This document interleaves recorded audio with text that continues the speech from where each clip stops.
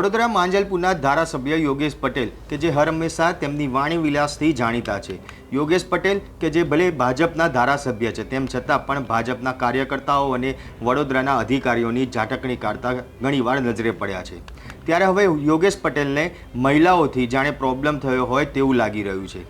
આમ તો દેશના વડાપ્રધાન નરેન્દ્ર મોદી પણ મહિલાઓના સન્માન આપતા હોય છે, મહિલાઓના સન્માનની વાત કરતા હોય છે અને હંમેશા મહિલાઓને આગળ વધારવા માટે મહિલા અનામતની વાત છે તે કરતા હોય છે. પરંતુ યોગેશ પટેલ કેમ મહિલાઓની સીટો ઓછી કરવાનું કહી રહ્યા છે, યોગેશ પટેલને કેમ મહિલાઓથી દુશ્મનાવટ થઈ છે તે વાત કરીશું આ વિડીયોમાં. નમસ્કાર, હું મયુર મેવાડા, આપ જોઈ રહ્યા છો નિર્ભય ન્યૂઝ. દિવાળીનો તહેવાર પૂર્ણ થવા આવ્યો છે ત્યારે ભાજપ દ્વારા ઠેર ઠેર જે વિધાનસભા વિસ્તારો છે ત્યાં આગળ સ્નેહ મિલનના કાર્યક્રમ રાખવામાં આવે છે. અલગ અલગ વિસ્તારમાં અલગ અલગ વિધાનસભામાં આ સ્નેહ મિલનના કાર્યક્રમ રાખવામાં આવે છે, જેની અંદર ભાજપના તે વિસ્તારના દિગ્ગજ નેતાઓ પણ હાજર રહેતા હોય છે. ત્યારે ગઈકાલે વડોદરાના માંજલપુર વિધાનસભા વિસ્તારમાં દિવાળીના સ્નેહ મિલનનો કાર્યક્રમ રાખવામાં આવ્યો હતો, જેમાં ભાજપના કાર્યકર્તાઓ સહિત જે ભાજપના વડોદરાના પ્રમુખ વિજય શાહ, પૂર્વ સાંસદ રંજન ભટ્ટ, ધારાસભ્ય યોગેશ પટેલ સહિતના જે મહાન અનુભવો છે તે હાજર રહ્યા હતા. ત્યારે આ સ્નેહ મિલનના કાર્યક્રમમાં ધારાસભ્ય યોગેશ પટેલ દ્વારા જે રમૂજ અંદાજમાં કટાક્ષ મારવામાં આવ્યો હતો અને ખાસ આ કટાક્ષ મહિલાઓ ઉપર મારવામાં આવ્યો, જેમાં યોગેશ પટેલ એવું કહી રહ્યા છે કે મહિલાઓ બેઠકોમાં 50%ની ભાગીદારી જોઈએ છે, પરંતુ માત્ર 10% જ સભ્યો બનાવવામાં આવ્યા છે. આ વાત જે ભાજપનું સદસ્યતા અભિયાન છે તેને લઈને કરવામાં આવી કે જે સદસ્યતા અભિયાનમાં માંજલપુર વિધાનસભામાં જે મહિલાઓ છે તેમના દ્વારા માત્ર 10% જ સભ્યો બનાવવામાં આવ્યા છે અને એટલા માટે યોગેશ પટેલ એવું કહી રહ્યા છે કે હવે મહિલાઓ છે કે જેમની સીટો ઘટાડવી પડશે અને આ બાબતમાં મારે સરકારને રજૂઆત પણ કરવી પડશે. ત્યારે આમ કહેતા યોગેશ પટેલ શું બોલી રહ્યા છે તે સાંભળીએ. મને લાગે છે આ હિસાબે સરકારે ઘટાડી દેવી જોઈએ, સીટો ઘટાડવી એટલે મારે રજૂઆત કરવી પડશે. જો બહેનો સભ્ય ના કરે ને ખાલી ઇલેક્શન માટે 50% સીટો લઈ જાય એ વ્યાજબી બી નથી. એટલે બહેનો મંડી પડે, બરાબર. આજે આપણે બધા ભેગા થયા છે આ સ્નેહ સંમેલનમાં. ખાસ ઉપસ્થિત આપણા પાર્ટીના પ્રમુખ વિજયભાઈ વાગે નડ્ડાજી વાત કરશે. મેં કીધું હવે વાત સાંભળવા જેવી નથી, કારણ કે આજ વાત કરવાના હતા એટલે દિલ્હી સુધી માંજલપુરને લોકો જાણી ગયા. હવે આ પેલા કોર્પોરેશન આવવાની છે, આપણે બધાએ જે બી જો પેલી સ્કીમ તો ચાલુ જ છે.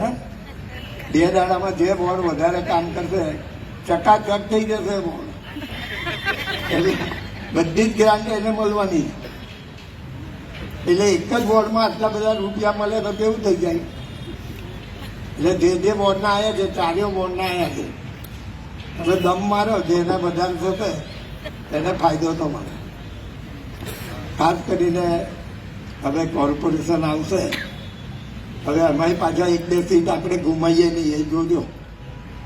બધાએ જે રીતે ભૂતકાળમાં કામ કર્યું છે તે રીતે જ આપણે કામ કરવાનું છે અને માંજલપુરમાં બધી સીટો જીતાય એ રીતે આપણે કામ કરીએ. આપણા સાંસદ ને આપણા વિજયભાઈ અહીં આવીને કહે કે ઓછામાં ઓછા આપણે વોટ મળ્યા હોય 2024માં 25માં તો હજુ 2 દિવસ છે. આ જેટલા આવ્યા છે ને 50-50 કરે ને તો આપણે આગળ જતા રહીએ. 2 દામ 50 ના જાય, એક જણ ના, બધાને નહીં.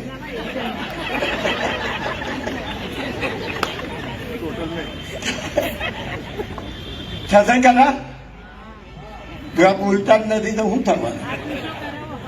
આ ચૂંટા કરો છો 50-50 કોણ કરી શકે? ખાસ તો જે રંજનભાઈને વાત કરી વિજયભાઈ, મને લાગે કે મેં બી 3-4 વાર બધાને બોલાવીને વાત કરી કે સભ્ય વધારી એ કથા હોય ને કથા સાંભળે ને પછી આમ ખંખેરીને જતા રહે એવી દશા થઈ જાય માજલપુરમાં સભ્ય વધે એટલે મેં સ્કીમ બી બનાવી, પેલા વેપારીઓ સ્કીમ બનાવી માલદી છે. જે વધારે વધારે સભ્ય બનાવે છે વોર્ડ એને બધી ગ્રાન્ટ આપવાની મને.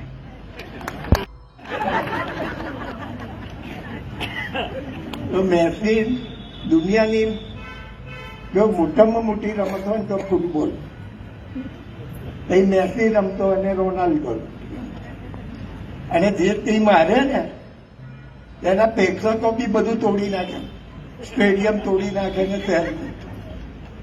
આપણે બધા મને લાગે છે અસ્થિર નથી થયા, પણ મને લાગે કશું નહીં લાગતું. આપણે સભ્ય વધારી દઈએ, 2 દાડામાં જેટલા થાય, જો 50-50 કરશો ને એક જણ તોય આપણે વધી જઈએ. તો બસ હવે આપણે ભોજન લઈશું સાથે અને છૂટા પડીએ. ભારત માતા કી જય. દેશભરમાં ભાજપનું જે સદસ્યતા અભિયાન ચાલી રહ્યું છે કે જેમાં ભાજપમાં જોડાવા માટે સભ્ય બનાવવામાં આવી રહ્યા છે, ત્યારે ગુજરાતના પ્રમુખ CR પાટીલ દ્વારા જે એવું કહેવામાં આવ્યું છે કે આ વખતે ગુજરાત પહેલા નંબરે રહેશે સભ્ય બનાવવામાં, અને 2 કરોડથી વધારે ગુજરાતના સભ્યો ભાજપમાં જોડાશે તેવી બાહેધરી જે દિલ્હી ખાતે તેમને આપી હતી. અને તેને જ લઈને જે CR પાટીલે તમામ જે ગુજરાતના ધારાસભ્ય, કાર્યકર્તાઓ, તમામ લોકો છે તે લોકોને એક ટાર્ગેટ આપી દેવામાં આવ્યો હતો, જે ટાર્ગેટમાં વડોદરામાં ઓછા સભ્ય બન્યા હોય તેવું જ લાગી રહ્યું છે. અને એટલા જ માટે જે યોગેશ પટેલ છે, જે વડોદરા માંજલપુરના ધારાસભ્ય છે, કે જે સ્નેહ મિલનના કાર્યક્રમમાં જે કાર્યકર્તાઓ છે તેમની ઉપર હસતા હસતા ક્યાંક બગડ્યા હોય તેવું લાગી રહ્યું છે. કારણ કે યોગેશ પટેલનું કહેવું છે કે બહેનો કે જે માત્ર 50% બેઠકો મેળવવા માટે હંમેશા અગ્રેસિવ રહે છે, આગળ આવે છે, પરંતુ જ્યાં સભ્ય બનાવવાની વાત હોય ત્યાં માત્ર 10% જ સભ્યો બહેનો દ્વારા બનાવવામાં આવ્યા છે, જે ગણતરી તેમને ખ્યાલ નથી આવતો. અને એટલા જ માટે તેમનું કહેવું છે કે તે આગળ સરકારમાં પણ વાત કરશે અને બહેનોની સીટો ઘટાડશે. એટલે આ વાત ઉપરથી ચોક્કસ એવું લાગી રહ્યું છે કે યોગેશ પટેલને ક્યાંક બહેનોથી પ્રોબ્લેમ થતો હોય કે મુશ્કેલી પડતી હોય તેવું લાગી રહ્યું છે. અને એટલા જ માટે યોગેશ પટેલ બહેનોની સીટ ઘટાડવા માટેની રજૂઆત આગળ સરકારમાં કરશે તેવું પણ કહી રહ્યા છે. તો સાથે જ જે સભ્યો જે ઓછા બન્યા છે અને જે માજલપુર વોર્ડના જે કાર્યકર્તાઓ છે તેમના દ્વારા જે સભ્યો ઓછા બનાવવામાં આવ્યા છે તેને લઈને પણ યોગેશ પટેલ કહી રહ્યા છે કે મેં 4 વખત બધાને મારી ઓફિસમાં બોલાવ્યા હતા અને સભ્યો વધારવા અંગેની વાત પણ કરી હતી, પરંતુ કથા પૂરી થાય તે પછી જેમ ખંખેરીને જતા રહેતા હોય છે તે જ રીતે તમામ કાર્યકર્તાઓ જતા રહે છે. ત્યારે માજલપુર વિધાનસભામાં સભ્યો વધે તે માટે જે રીતે વેપારીઓ સ્કીમ બનાવતા હોય છે તે રીતે મેં સ્કીમ પણ બનાવી અને તેમને જાહેરાત પણ કરી કે જે વોર્ડમાં સૌથી વધુ સભ્ય બનશે તેમને હું બધી જ ગ્રાન્ટ આપી દઈશ.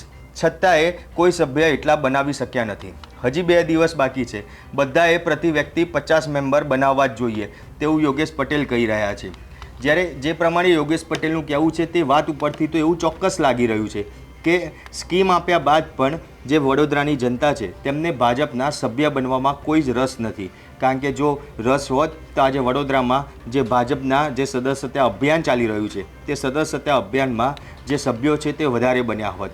પરંતુ વડોદરામાં જે વખતે પૂર આવ્યું અને ત્યારે ભાજપના નેતાઓ, કાર્યકર્તા હોય કે કોર્પોરેટર હોય કે જેમને વડોદરાની જનતાની વહારે ઊભી રહેવાની જરૂર હતી, પરંતુ તેમની સામે જોવા પણ કોઈ આવ્યું ન હતું. અને જ્યારે પૂરના પાણી જે ઓસરી ગયા ત્યારબાદ તમામ નેતાઓ જેમ કીડી મકોડા ઉભરાઈને બહાર આવે તે રીતે જે જનતાની વચ્ચે ગયા, તેમને મદદ કરવા માટે પહોંચ્યા હતા.